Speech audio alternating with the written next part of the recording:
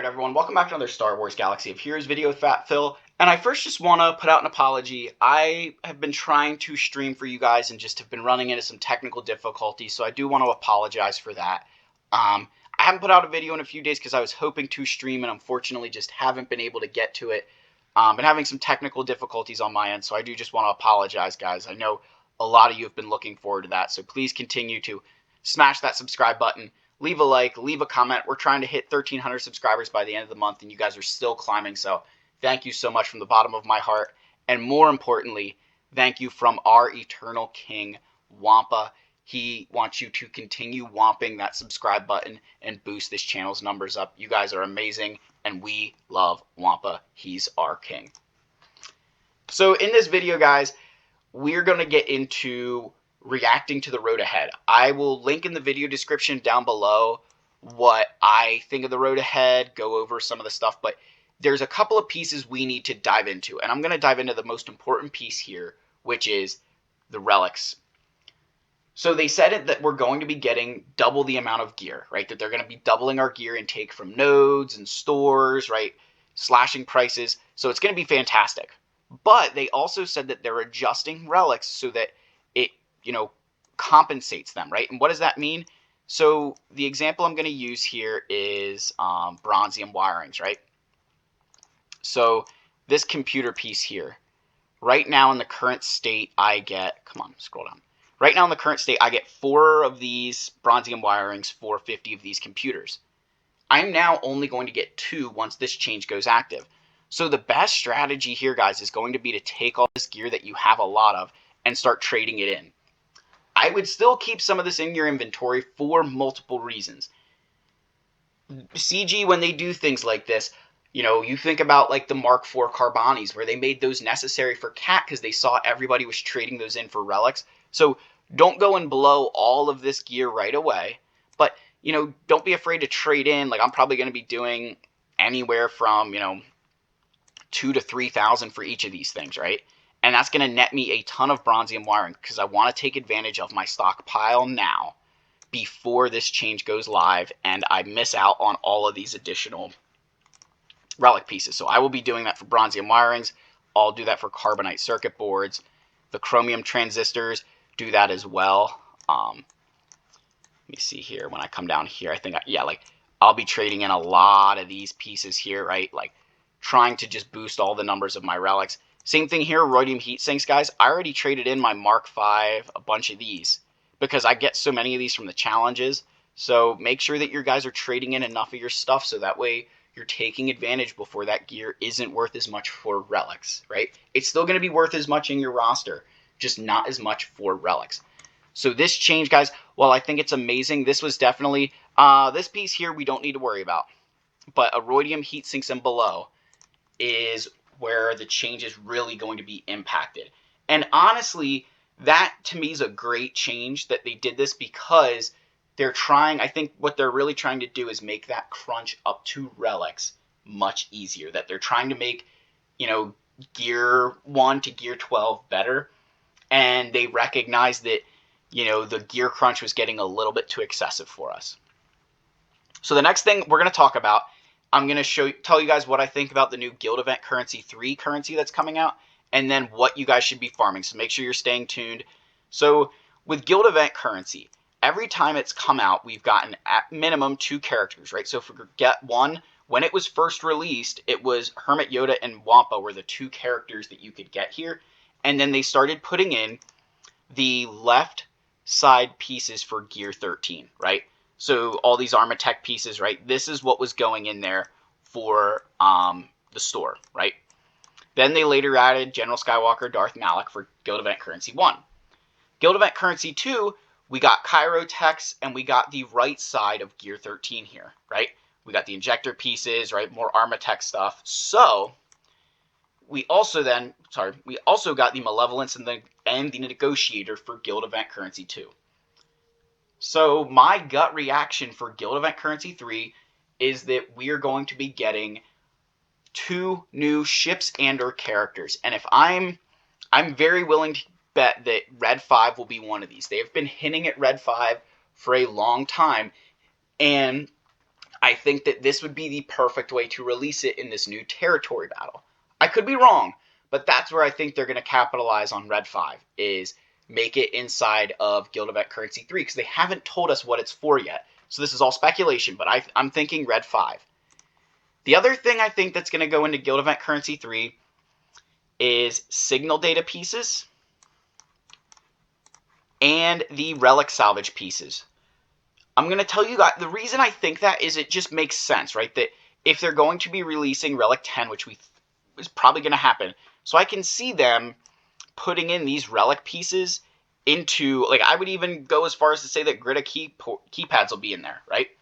That with Guild Event Currency 3, we're going to get Red 5, we'll get another charactership, but that we're going to get the ability to buy these scrap pieces and signal data, because there is nowhere else outside of Conquest that we can buy those pieces via a currency. And so I think that's what this change is going to be, is that they're going to try and force people to either say, go get Red 5, or, hey, here's some impulse detectors, here's some keypads for Relic 9, that they're going to make us choose. So that's what I think is going to happen with Guild Event Currency 3, right? And I think that's an okay change. Like, if they want to release Gear 10 or Relic 10, that's fine. Just make sure that you're making it a little bit more accessible for us to get these pieces and the signal data we need. And I think Get 3 will be the vessel for that. Now, the last piece I want to cover here, guys, is what to farm. Now, if you're a newer player, right, if you're below 4 million galactic power, I would not freak out right now. These are the characters. I'm going to talk about each one, right? There's some characters that are missing here. But this is what this is the characters they said are going to get bonuses in the new TB. And these are the things that if you are someone like myself in this 7 million, 8 million range, 6 million range, start focusing on these characters. This is going to be your ticket into guilds that are doing that new territory battle right away. They did say it's intended for guilds who are earning close to max stars in dark side and over 20 in light side. So while that's a broad statement, break that down. If you're 4 million GP, you're probably not in a guild that's doing that. So you can start building towards that new territory battle to potentially earn your way into one. If you're somebody like me, you need to be farming one of these GLs, Grand Inquisitor, right? Like preparing for this, because these characters are going to be so necessary. So we'll do the GLs here, right? We'll start there. If you're under 4 million, I still think this is good information for you. I still think this is going to be super important, because it's going to change your early farms to probably align yourself to be ready for this. So Lord Vader and Jabba the Hutt to me are going to be two galactic legends that jump up in when you should farm them. Jabba could really make a case to be, I would say, your second GL. That, you know, if you would go for Supreme Leader Kylo Ren first and then go for Jabba, I really wouldn't blame you at this point, because then you could easily get into Jedi Master Luke after Jabba the Hutt, because they both use Jedi Knight Luke, right? So there's, you know, some overlapping requirements there for them. And then honestly, like, Lord Vader can also be that third GL. You know, maybe fourth, because he does take a lot of Relic 8s. You know, there's some other things with Lord Vader, but all that to be said, I think these guys have just bumped up in how fast you should be farming them. Even with Jabba not being accelerated yet, I think a lot of people should try to take advantage of him.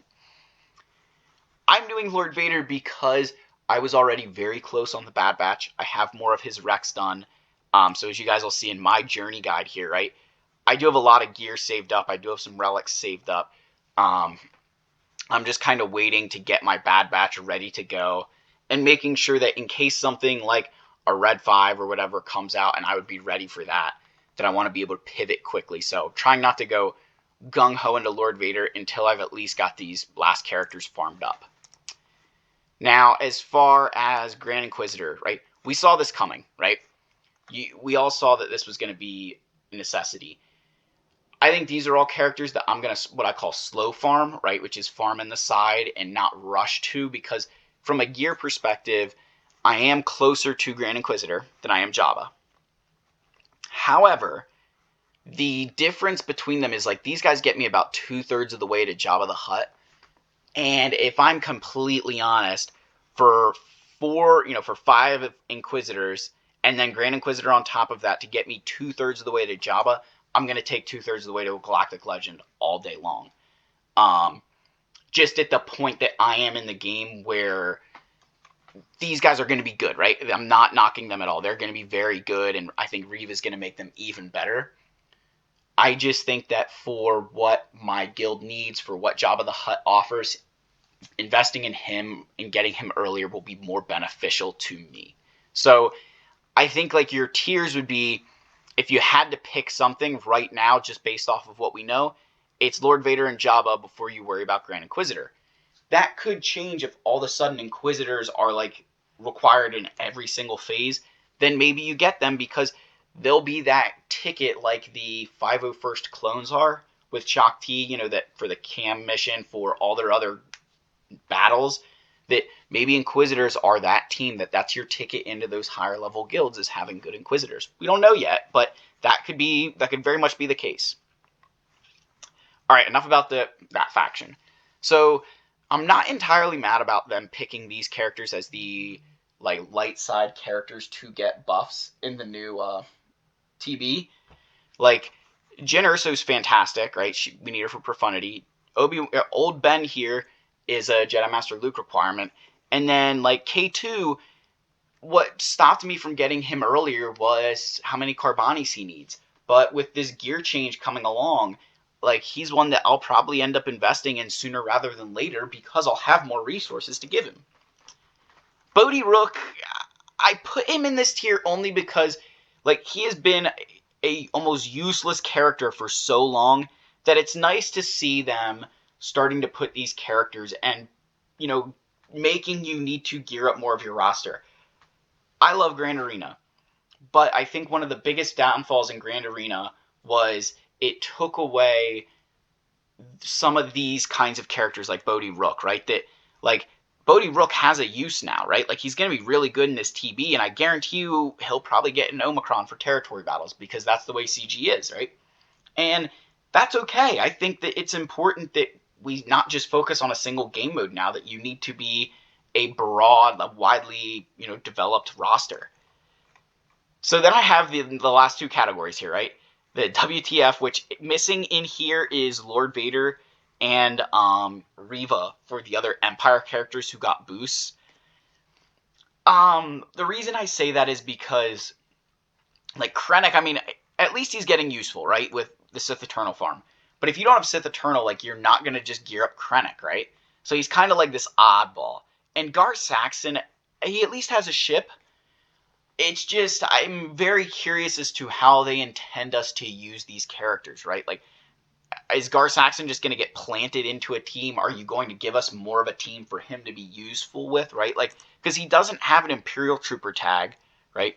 Yeah, he doesn't have an Imperial Trooper tag. He has a Mandalorian tag. So, like, are we going to use him with Mandalorians or something? Like, we don't know yet, right? But it's just, you know, it's an interesting character. I wanted to mention him. This last one, the Tears of Sadness. So, 3 of the 4 characters in here are Dr. Aphra requirements, right? With Hondo, Sarah Serratos, or whatever her name is, and Dr. Aphra herself, right? And I'm not going to lie, guys. This probably bothered me the most, that if you wanted to put, like, Dr. Aphra herself in this category, I'd be more okay. But putting all of them, I really thought was a little bit low. I really think that they could have, you know, given us some additional characters in this category. But, again, just one man's opinion, right? You know, maybe that's shade, I don't know. But Fulcrum I'm very much okay with. They gave her a Territory War Omicron that she's very good, so they're, you know, giving people the benefit that, hey, if you geared her up for Territory Wars, like, she's also going to be useful in this new territory battle. So, overall, guys, that's my reaction to the road ahead, right? You know, key things to take away. This is what we need to be working on, right? This is where the meta is shifting, right? That we need these characters for territory battles. They're, you know, Jabba, Lord Vader are both very good outside of territory battles as well. So it's, you know, this territory battle, guys, to me is a end game player game mode, obviously. But if you're lower, I think it's still going to be very smart for you to start planning. And then finally, guys, Guild Event Currency 3, we know it's coming. We don't know what's going to be in there, but we can make those guesses of Red 5 and Relic pieces. But also make sure that if you don't take anything else out of here, guys, make sure you take away that you're going to want to scrap all of this additional salvage you have, because it's going to be worth half as much by the time that this update rolls around. But that's the video, guys. Let me know what your thoughts are down below. As always, I love all of you. May the force be with you, and I'll see you in the next video. Cheers.